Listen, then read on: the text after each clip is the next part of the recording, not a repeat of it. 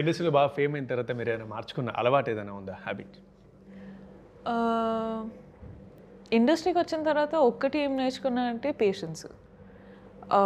Performance ఇవ్వడం ఒక్కటి, కానీ దాని వెనకాల బిఫోర్ అండ్ ఆఫ్టర్ పర్ఫార్మింగ్ ఆ వెయిటింగ్ ప్రాసెస్ ఉంటుంది కదా, ఆ ఇంటెన్సిటీ పెట్టుకొని, that is something I picked up after coming to the industry.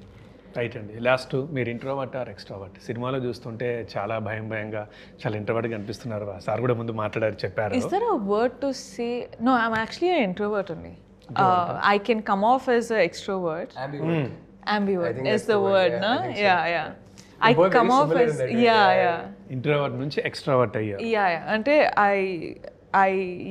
అంటే మా టైప్ ఎలా అంటే అండి, మమ్మల్ని వదిలేస్తే మేము ఏంటి బట్టి ఇంట్లోనే ఉంటా, అస్సలు నన్ను లాక్కొని బయటికి తీసుకురావాలి. I need a very strong reason to get out of the house. కానీ ఒక్కసారి వచ్చామంటే వీఆర్ నాట్ సోషల్లీ ఆక్వర్డ్. సరే ఇప్పుడు వెళ్తున్నాం ఎక్కడో ఒక పార్టీకో గ్యాదరింగ్కో వెళ్తున్నాం అంటే we'll look like extroverts because we'll very happily mingle with people. But మాకు చాయిస్ ఉంటే మాత్రం అసలు బయటికి వెళ్ళాము. ఆ టైప్ ఇది pretty much. There's a lot of similarities. I think we realized that about each other very early.